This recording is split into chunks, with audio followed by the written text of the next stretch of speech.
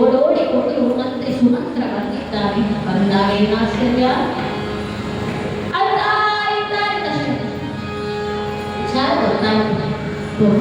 ಮಂತ್ರಿ ಸುಮಂತ್ರ ರಾಮನನ್ನು ಕರ್ಕೊಂಡು ಬಾ ಅಂತ ಹೇಳಿ ಕಳಿಸ್ತಾ ಇದ್ದಾರೆ.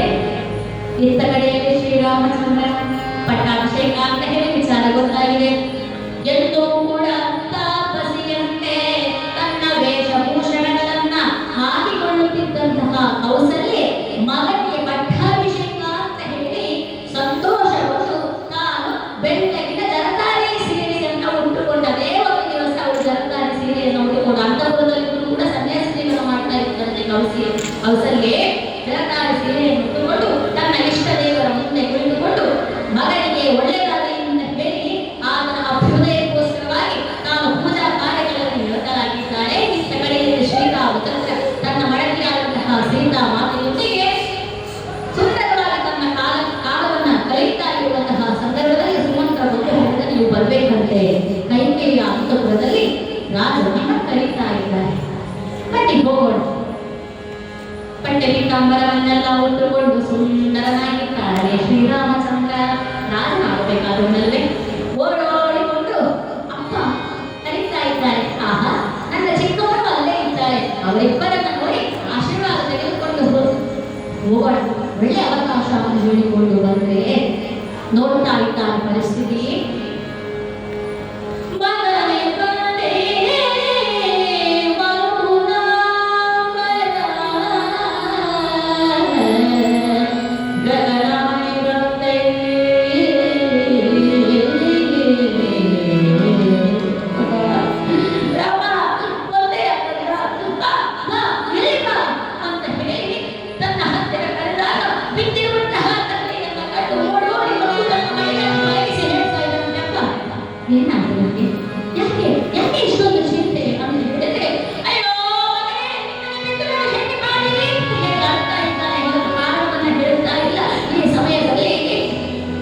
ಹೇಳ್ತಾ ಇದ್ದಾರೆ ಕೈಗೆ ವಿಚಾರವನ್ನು ನಾನು ಹೇಳ್ತೇನೆ, ಕೇಳು ಶ್ರೀರಾಮ.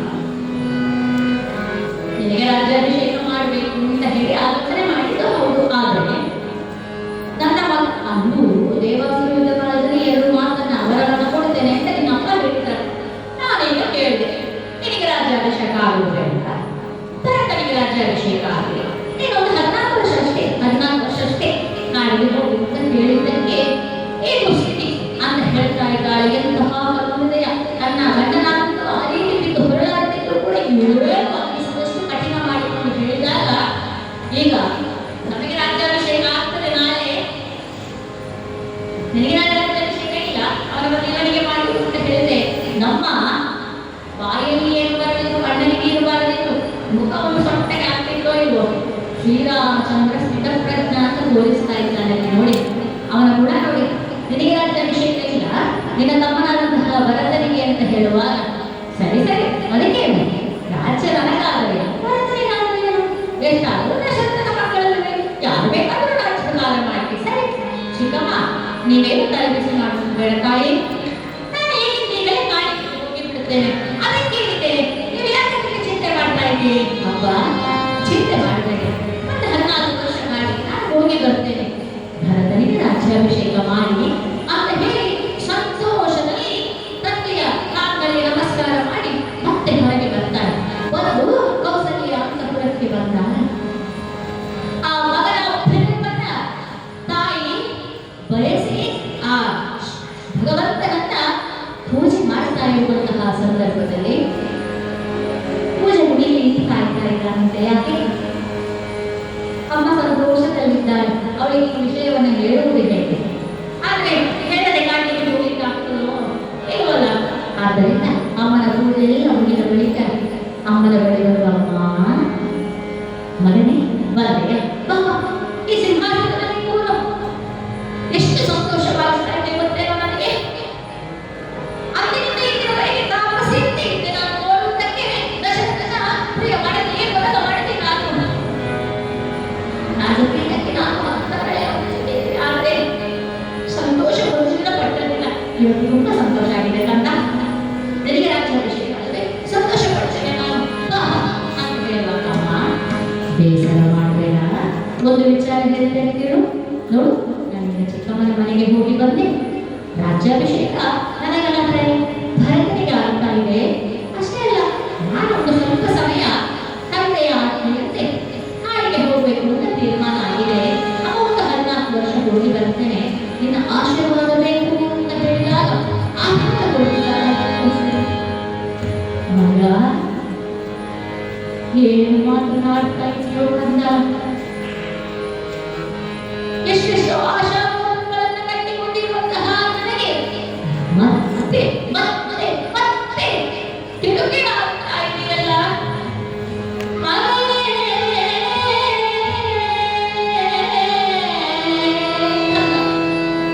ಬಿಟ್ಟು ಮಾಡುವಂತಹ ಶಕ್ತಿ ತಾಯಿ ನೀನು ಕಾಡಿಗೆ ಹೋಗಬೇಕು ಅಂತ ಹೇಳುವುದು ಅಂತ ಹೇಳ್ತಾ ಇದೆಯಲ್ಲ, ನೀನು ಹೋಗಬೇಡ. ಯಾಕೆಂತ ಹೇಳಿದ್ರೆ ಅಮ್ಮನ ಮಾತನ್ನು ನಡೆಸಿಕೊಡ್ಬೇಕು ಹೇಳ್ತಾರೆ. ಮಾತೃದೇವೋಭವ ಪಿತೃದೇವೋಭವ ಅಂತ ಮೊದಲು ಅಮ್ಮನ ಮಾತು ನೀನು ಕೇಳಬೇಕು. ಅಮ್ಮ ಹೇಳ್ತಾನೆ ಕೇಳಿದ್ರೆ ಅಪ್ಪ ಹೇಳಿ ಕೇಳಬೇಕು ಅಂತಿಲ್ಲ. ನೀನು ಹೋಗುದು ಬೇಡ, ನಾನು ಹೇಳ್ತೇನೆ ಅಂತ ಹೇಳುವಾಗ ಹೇಳ್ತಾನಂತೆ ತಾಯಿ, ಈ ಮಾತನ್ನ ನೀನು ಮೊದಲು ಹೇಳ್ತಿದ್ದರೆ ನಾನು ನಿನ್ನ ಮಾತೇ ಕೇಳ್ತಾ ಇದ್ದೆ. ಆದರೆ ಮೊದಲು ನನಗೆ ತಂದೆ ಹೇಳಿದ್ರು ನೀನು ಹೋಗ್ಬೇಕು ಅಂತ. ಅವರಿಗೆ ಮಾತು ಕೊಟ್ಟಾಯ್ತಮ್ಮ. ಮತ್ತೆ ನೀನು ಮಗನಾಗಿ ನನಗೆ ಹೋಗಬೇಡ ಅಂತ ಹೇಳಿದ್ರೆ ನಿನ್ನ ಪತಿ ಹೇಳಿರುವಂತಹ ಮಾತನ್ನ ನೀನು ಅನುಮೋದಿಸಲೇಬೇಕಲ್ಲೇ. ಆದ್ದರಿಂದ ನೀನೇನು ಚಿಂತೆ ಮಾಡಬೇಡ, ನಾನು ಹೋಗಿ ಬರ್ತೇನೆ ಅಂತ ಹೇಳ್ತಾರೆ. ನೋಡಿ, ಇಲ್ಲಿ ಕೌಸಲ್ಯೆ ಬಹಳ ಅತ್ಯುತ್ತಮ ರೀತಿಯಲ್ಲಿ ಧರ್ಮದ ಸೂಕ್ಷ್ಮತೆಯನ್ನ ಇಟ್ಟು ಶ್ರೀರಾಮನನ್ನ ತಡೆಯುವಂತಹ ಪ್ರಸಂಗ ರಾಮಾಯಣದಲ್ಲಿ ಬರುತ್ತದೆ. ಹಿಂದಿನ ಕಾಲದಲ್ಲಿ ಸ್ತ್ರೀಯರೆಲ್ಲರೂ ಕೂಡ ಧರ್ಮ ಸೂಕ್ಷ್ಮವನ್ನ ತಿಳಿದವರು, ವಿದ್ಯಾ ಸಂಪನ್ನರು ಆಗಿದ್ರು ಅಂತ ಹೇಳುವುದಕ್ಕೆ ಇದು ಸಾಕ್ಷಿ. ಈಗ ಶ್ರೀರಾಮಚಂದ್ರ ಹೋಗ್ತೇನೆ ಅಂತ ಹಾಡು ಹೇಳಿರುವಾಗ ಅಳ್ತಾ ಇದ್ದಾಳೆ ಕೌಸಲ್ಯೆ. ಆದರೆ ಬೇಸರ ಮಾಡುವುದಿಲ್ಲ. ತಂದೆ ತಾಯಿಯ ಮಾತನ್ನ ನಡೆಸಿಕೊಡಬೇಕು ಎನ್ನುವಂತಹ ಉದ್ದೇಶದಿಂದ ಇದೀಗ ತಾಯಿಯ ಆಶೀರ್ವಾದವನ್ನು ಪಡೆದು ಮೊದಲೊಂದೇ ಹೋಗಬೇಡ ಅಂತ ಹೇಳಿದ್ರು ಹೀಗೆ ಇದೀಗ ನಾನು ಧರ್ಮ ಸೂಕ್ಷ್ಮದ ಮಾತನ್ನ ಆಡಿರ್ತಕ್ಕಂತಹ ಶ್ರೀರಾಮಚಂದ್ರನ ಮಾತಿಗೆ ಬೆಲೆ ಕೊಟ್ಟು ಹೋಗಿ ಬಾ ಅಂತ ಹೇಳುವಾಗ ಇತ್ತ ಕಡೆಯಲ್ಲಿ ಲಕ್ಷ್ಮಣ ಹೇಳ್ತಾನಂತೆ, ಅಣ್ಣ ನೀನು ಕಾಡಿಗೆ ಹೋಗ್ತಿದ್ದಾದ್ರೆ ನಾನು ಕೂಡ ಬರ್ತೇನೆ ನನ್ನ ಹಿಂದೆ ಅಂತ ಹೇಳುವಾಗ, ಹೇ ಲಕ್ಷ್ಮಣ ಅದು ಹೀಗೆ ಆಗ್ತದೆ ಅಪ್ಪ, ನನಗೆ ಅಲ್ವಾ ಹೋಗಲಿಕ್ಕೆ ಹೇಳಿರುವಂಥದ್ದು. ನೋಡು ನೋಡು, ಅಂದಿನಿಂದ ಇಂದಿನವರೆಗೆ ನಿನ್ನ ಜೊತೆ ಇದ್ದವ ನಾನು, ನೀನು ಉಣ್ಣದೆ ಉಣ್ಣಲಾರೆ, ಮಲಗದೆ ಮಲಗಲಾರೆ ಅಂತ ಹೇಳಿದವ ನಾನು. ಯಾರಿಗೂ ಕೂಡ ನಾನು ನಿನ್ನ ಜೊತೆಯಲ್ಲಿಯೇ ಇದ್ದವ, ನಿನ್ನ ನೆರಳಾಗಿ ಇದ್ದವ, ನಾನು ನಿನ್ನೊಟ್ಟಿಗೆ ಬರ್ತೇನೆ ಅಂತ ಹಠ ಹೇಳಿದ್ದಾನೆ. ಮಾತ್ರ ಅಲ್ಲ, ಆ ಕ್ಷಣದಲ್ಲಿ ಅವನಿಗೊಮ್ಮೆ ಸಿಟ್ಟು ಬರ್ತದೆ. ಯಾಕೆಂತ ಹೇಳಿದ್ರೆ ಈ ಮಾತನ್ನ ಹೇಳಿರುವಂತಹ ಆ ಕೈಕೆಯನ್ನ ನಾನು ಈಗ ಇಲ್ಲ ಅಂತ ಅನ್ನಿಸಿಬಿಡುತ್ತೇನೆ ಅಂತ ಹೊರಡ್ತಾನ. ಆದರೆ ಅವನ ಕೋಪವನ್ನು ಕೂಡ ಶಮನ ಮಾಡ್ತಾನೆ ಶ್ರೀರಾಮಚಂದ್ರ. ಕಡೆ ಸುಮಿತ್ರೆಗೆ ಹೋಗಿ ನೀನು ಅಪ್ಪಣೆಯನ್ನ ತೆಗೆದುಕೊಂಡು ಬಾ ಅಂತ ಹೇಳ್ತಾನೆ. ಆ ಸುಮಿತ್ರೆ ಎಷ್ಟು ಒಳ್ಳೆಯವರು. ತಾನು ಅಣ್ಣನ ಜೊತೆ ಹೋಗ್ತೇನೆ ಅಂತ ಹೇಳಿದಾಗ ಬೇರೆ ಯಾರಾದ್ರೂ ತಾಯಿಯನ್ನು ಹೇಳ್ತಾ ಇದ್ರು, ಅವ್ರು ಹೋಗಿ ಕಷ್ಟಪಡಿ, ನೀನ್ಯಾತ್ಮಕ ಹೋಗಿ ಕಷ್ಟಪಡುವುದು, ನೀವು ಹೋಗಿ ಬೇಡ, ಅವನು 14 ವರ್ಷದಲ್ಲಿ ಹೋಗ್ತಾನೆ ಅಂತ. ಅದಕ್ಕೆ ನೀನು ಹೇಳಿದ್ರು ಗೊತ್ತೇನು? ಹೇ ಲಕ್ಷ್ಮಣ, ಅಂದಿನಿಂದ ಇಂದಿನವರೆಗೆ ಶ್ರೀರಾಮನ ಎರಡಾಗಿರುವಂತಹ ನೀನು ಅವರಿಂದ ಮುಂದೆ ನೀನೇ ಹೋಗ್ತಾನೆ. ಅವನಿಗೆ ನಾನೇನ ಮಾಡುತ್ತಾ ನೀನು ಅವನನ್ನ ನಡೆಸಿಕೊಳ್ಳಬೇಕಾದ್ರೆ ಹೋಗು. ಯಾವ ಕಷ್ಟವೂ ಕೂಡ ಶ್ರೀರಾಮನಿಗೆ ಬರುವುದು. ಮಾತ್ರ ಅಲ್ಲ, ಶ್ರೀರಾಮಚಂದ್ರನನ್ನ ನೀನು ನಿನ್ನ ಸ್ವಂತ ತಂದೆಯ ಹಾಗೆಯೇ ನೋಡಿಕೊಳ್ಳಬೇಕು ಅಂತ ಹೇಳ್ತಾಳೆ. ಹೋಗು ಅಂತ ಹೇಳಿ ಕಳಿಸ್ತಾಳೆ. ಅಂತಹ ದೈವಜ್ಞಾತ ಮಹಿಳೆ ಆ ಸುಮಿತ್ರೆ. ಇದೀಗ ಇಷ್ಟು ಹೊತ್ತಿಗೆ ಸೀತೆಗೆ ವಿಚಾರ ಗೊತ್ತಾಗ್ತದೆ. ಓಡಿ ಬಂದಂತೆ, ಸ್ವಾಮಿ ಕಾಡಿಗೆ ಹೋಗ್ತಾ ಇದ್ದಂತೆ, ಹೋಗುವ ನಾನು ಬರ್ತೇನೆ. ಏನಿದೆ ನಿಮ್ಮೊಟ್ಟಿಗೆ ಕಾಡಿಗೆ ಹೋಗುದು ಅಂತ ಹೇಳಿದ್ರೆ ಬಾರಿ ಸುಲಭ ಅಂತ ಹೇಳಿದ್ರೆ ಹೇಗೆ? ಅದೆಲ್ಲ ನನಗೆ ಗೊತ್ತಿಲ್ಲ. ಗಂಡನೇ ಬೇಕಾಗುವ ಹೆಂಡತಿ ಅಲ್ಲೇ ಇರಬೇಕಾದದ್ದು ಸಂಪ್ರದಾಯ ಆಗದೆ. ಆದ್ದರಿಂದ ಕಡೆಗೆ ಹೋಗುವ. ಇಲ್ಲ ಸೀತೆ, ಕಾಡು ಅಂತ ಹೇಳಿದ್ರೆ ಅಲ್ಲಿ ಬಹಳ ಕಷ್ಟ ಜೀವನ ಮಾಡುವಂಥದ್ದು. ಈಗ ಯಾವ ಸುಖದ ಸುಖತಿ ಕೂಡ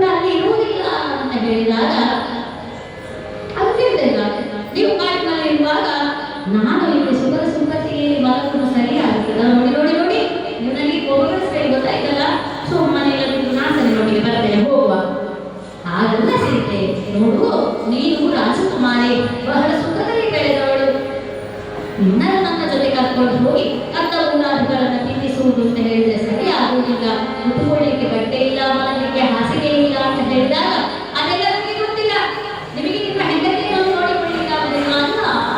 ನನ್ನ ತಂದೆ ಜನಕ ಮಹಾರಾಜ, ನೀವು ಗಂಡಸ ಅಂತ ಹೇಳಬೇಕು ನನ್ನನ್ನು ಮದುವೆ ಮಾಡಿಸಿದ್ದಲ್ವಾ? ಹಾಗಾದ್ರೆ ಎಲ್ಲಿ ಕೈಲಿ ಬಳೆ ಉಂಟ ಕೊಡಿಸಿ ನನಗೆ ಕೇಳ್ತಾರಂತೆ. ಹಾಗೆ ಹೇಳಿದಾಳೆ ಅಂತ ಹೇಳಿದ್ರೆ ಗಂಡನಿಗೆ ಎದುರು ಮಾತಾಡಬಹುದು ಅಂತ ಹೇಳಿ ಅರ್ಥ ಅಲ್ಲ. ಲೋಕ ಶಿಕ್ಷಣಕ್ಕೋಸ್ಕರವಾಗಿ ಸೀತೆ ಈ ರೀತಿ ಹೇಳ್ತಾ ಇದ್ದಾಳೆ ಅಂತ ತಿಳ್ಕೊಳ್ಬೇಕು. ಯಾಕೆ ಅಂತ ಹೇಳಿದ್ರೆ ಯಾವಾಗ ಪತಿಗೆ ಹೇಳ್ತಾ ಇದ್ದಾರೆ, ಯಾವಾಗ ಗಂಡ ಲಕ್ಷಾಧೀಶ್ವರ ಅಂತ ಹೇಳಿ ಕರೆಯಲ್ಪಡ್ತಾನೋ, ಹೆಂಡತಿ ದುಡಿಯಬೇಕು ಅಂತ ಇಲ್ಲ, ಅವಳನ್ನ ಲಕ್ಷಾಧೀಶ್ವರಿ ಅಂತ ಹೇಳಿ ಕರೆಯುತ್ತಾರೆ. ಅದೇ ರೀತಿ ಗಂಡ ರಾಜ ಅಂತ ಹೇಳಿ ಕರೆಯಲ್ಪಟ್ಟರೆ ಹೆಂಡತಿ ಯಾವುದೇ ಕಷ್ಟಪಡೋದು ಬೇಡ, ರಾಣಿ ಅಂತ ಕರೆಯಲ್ಪಡ್ತಾಳೆ. ಹಾಗಾದ್ರೆ ಇವತ್ತು ನಿಮಗೆ ಆ ಸ್ಥಿತಿ ಪ್ರಾಪ್ತ ಆಗಿದೆ ಅಂತ ಹೇಳಿದ್ರೆ ನಾನು ನಿಮಗೆ ಸುಖದಲ್ಲಿ ಇರಲಿಕ್ಕೆ ಆಗೋದಿಲ್ಲ, ನಾನು ಸಹ ನಿಮ್ಮ ಜೊತೆ ಬರ್ತೇನೆ, ನಡೀರಿ ಅಂತ ಹೇಳಿ ಹೊರಟೆ ಬಿಟ್ಟಂತೆ. ಕಡೆಗೆ ಸೀತೆ ಹೇಳುವುದು ಕೂಡ ಸಮ್ಮತವೇ ಅಂತ ಹೇಳಿ ಅರಿತಂತಹ ಶ್ರೀರಾಮಚಂದ್ರ ಸೀತೆಯನ್ನು ಕರ್ಕೊಂಡು ಲಕ್ಷ್ಮಣನನ್ನ ಕರ್ಕೊಂಡು ತಾನು ಹುಟ್ಟಿರುವಂತಹ ಎಲ್ಲಾ ಬಟ್ಟೆ ಪೀತಾಂಬರವನ್ನ ಬಿಚ್ಚಿ ಹಾಕಿ ತಾಪಸಿಯಂತೆ ನಾರುಮಡಿಯನ್ನು ಉಟ್ಟು ತನ್ನ ಕೂದಲನ್ನೆಲ್ಲ ಆಲದ ಹಾಲಿನಿಂದ ಗಟ್ಟಿಯಾಗಿ ಕಟ್ಟಿ ಯಾವ ರೀತಿಯಲ್ಲಿ ತಾಪಸಿಗಳು ಇರ್ತಾರೋ ಅದೇ ರೀತಿ ವೇಷಭೂಷಣಗಳನ್ನ ಬದಲಾಯಿಸಿಕೊಂಡು ತಾನಿನ್ನು ಹೊರಡುವಂತಹ ಸಂದರ್ಭ ಬಂದಾಗ ಎಲ್ಲ ಪುಟದಲ್ಲಿರುವವರು ಅಳುತ್ತಾ ಇದ್ದಾರೆ. ಕಡೆಗೊಮ್ಮೆ ತಂದೆಯ ಬಳಿಗೆ ಹೋಗಿ ತಂದೆಯ ಆಶೀರ್ವಾದವನ್ನ ತೆಗೆದುಕೊಂಡು ಬಿಡೋಣ ಅಂತ ಹೇಳ್ತಾ ತಾನು ಅಲ್ಲಿಗೆ ಬಂದಾಗ ಅಳ್ತಾ ಇದ್ದಾನಂತೆ. ಹೊರಟಿದೆಯ ರಾಮ ಹೊರಟಿದೆಯ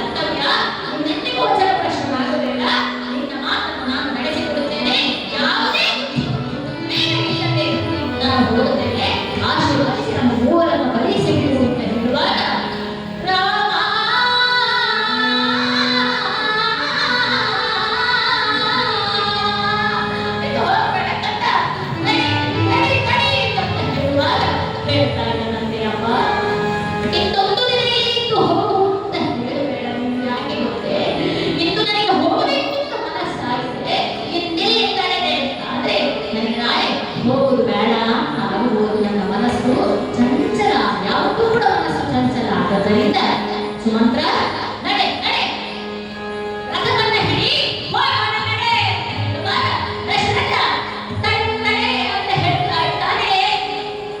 ರಾಮ ನಡೆ ನಡೆ ಅಂತ ಹೇಳ್ತಾ ನಾವೆಲ್ಲರೂ ಕೂಡ ರಥವನ್ನ ಹತ್ತಿ 3 ಜನ ಹೊರಟುಕೊಂಡು ಬರ್ತಾ ಇದ್ದಾರೆ. ಈ ಸಂದರ್ಭದಲ್ಲಿ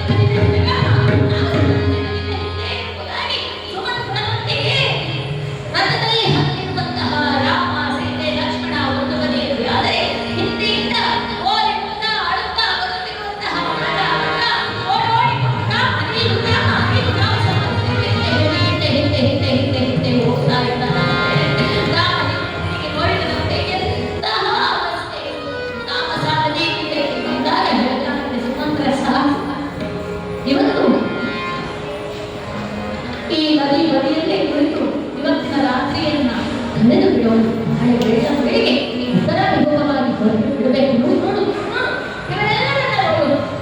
ಸುಸ್ತಾಗಿದ್ದಾರೆ. ಬಹಳ ಹೊತ್ತಿನಿಂದ ನಮ್ಮ ಹಿಂದೆ ಓಡೋಡಿಕೊಂಡು ಬರ್ತಾ ಇದ್ದಾರಲ್ಲೋ.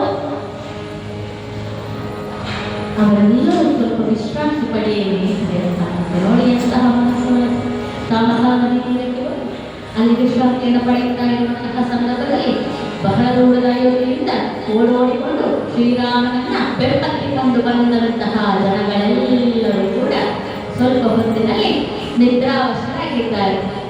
ಒಂದೆಡೆ ದಾಸರು ಹೇಳ್ತಾರೆ, ಯಾರು जो सोवत है वो होवत है. ಯಾರು ನಿದ್ರಾವಶರಾಗುತ್ತಾರೋ ಅವರು ಕಳೆದುಕೊಳ್ಳುತ್ತಾರೆ. ಜೋ ಜಾಗತ ಹೇ ವೋ ಪಾವತ ಹೇ. ಯಾರು ಸದಾ ಎಚ್ಚರ ಸ್ಥಿತಿಯಲ್ಲಿ ಇರ್ತಾರೋ ಅವರಿಗೆ ಲಭ್ಯವಾಗುತ್ತದೆ ಅಂತ. ಭಗವಂತ ಬೇಕು ಅಂತ ಹೇಳುವವರಿಗೆ ನಿದ್ರೆ, ಊಟ, ಹಸಿವು ಯಾವುದು ಕೂಡ ವಿಷಯಗಳು ಇರಬಾರದು ಅಂತ ಹೇಳಿ ಭಗವಂತ ಬೇಕು ಹೇಳುವವರು ಎದ್ದು ಕುಳಿತು ದೇವರಿಗೆ ಹೋಗ್ತಾನೆ ಅಂತ ಕಾಯ್ದು ಕೂತ್ಕೊಳ್ಬೋದಿತ್ತು. ಆದರೆ ಹಾಲ ಸಹಿತ ಅವರು ಮಲಗಿದ ಬೆಳಿಗ್ಗೆ ಆದ ತಕ್ಷಣ ಶ್ರೀರಾಮಚಂದ್ರ ಅವರೆಲ್ಲ ಏಳುವುದರ ಮೊದಲು ಉತ್ತರಾಭಿಮುಖವಾಗಿ ಹೋಗುತ್ತಾ ಇದ್ದಾರಂತೆ. ನೇರವಾಗಿ ಹೋಗಿ ಎಲ್ಲಿ ಮುಟ್ಟಿದ್ದಾರೆ? ಶೃಂಗವೇರವನ್ನು ಬಂದಿದ್ದಾರೆ. ವಿಶಾಲರಾಗಿರುವಂತಹ ಗುಹ ಇರತಕ್ಕಂತಹ ಆ ಒಂದು ಸುಂದರವಾದಂತಹ ಶೃಂಗವೇರಪುರ. ಶೃಂಗವೇರಪುರಕ್ಕೆ ಬಂದಾಗ ಗುಹನಿಗೆ ಸಂತೋಷ ಆಯಿತು. ಯಾಕೆ ಹೇಳಿದೆ ನೋಡಿ, ಇದನ್ನೇ ಹೇಳುವಂಥದ್ದು. ಭಗವಂತನಿಗೆ ನೀವು ಯಾವ ಜಾತಿ ಅಂತ ಹೇಳಿ ಅವನು ನೋಡುವುದಿಲ್ಲ. ಭಗವಂತ ಅವ ಹೌದಾದರೆ ಅವನು ನೋಡುವಂಥದ್ದು ನಿನ್ನ ರೂಪ, ನಿನ್ನ ಗುಣ, ನಿನ್ನ ಆಕಾರ, ಇದು ಯಾವುದನ್ನು ಕೂಡ ಅಲ್ಲ. ನಿನ್ನ ಬಣ್ಣವನ್ನು ಅಲ್ಲ, ನೀನು ಯಾವ ಜಾತಿಯಲ್ಲಿ ಅಂತ ಹೇಳಿರಲ್ಲ, ನಿನ್ನಲ್ಲಿ ಎಷ್ಟು ಭಕ್ತಿ ಇದೆ ಅಂತ ನೋಡ್ತಾನೆ. ಅಂತಹ ಭಗವಂತ ಗುಹನಿಗೆ ಒಲಿದು ಇದೀಗ ಗುಹನ ಹತ್ತಿರ ಬಂದಿದ್ದಾನಂತೆ. ನೋಡ್ತಾ ಇದ್ದಾನಲ್ಲ ಗುಹ, ಸಂತೋಷವಾಯಿತು ಗುಹನಿಗೆ. ಆತನನ್ನ ಹಾಡಿ ಹೊಗಳ್ತಾ ಇದ್ದಾನಂತೆ.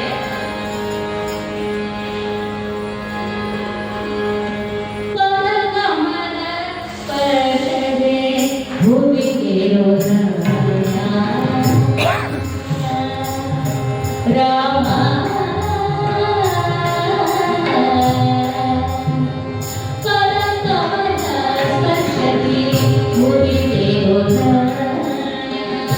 ನಿನ್ನ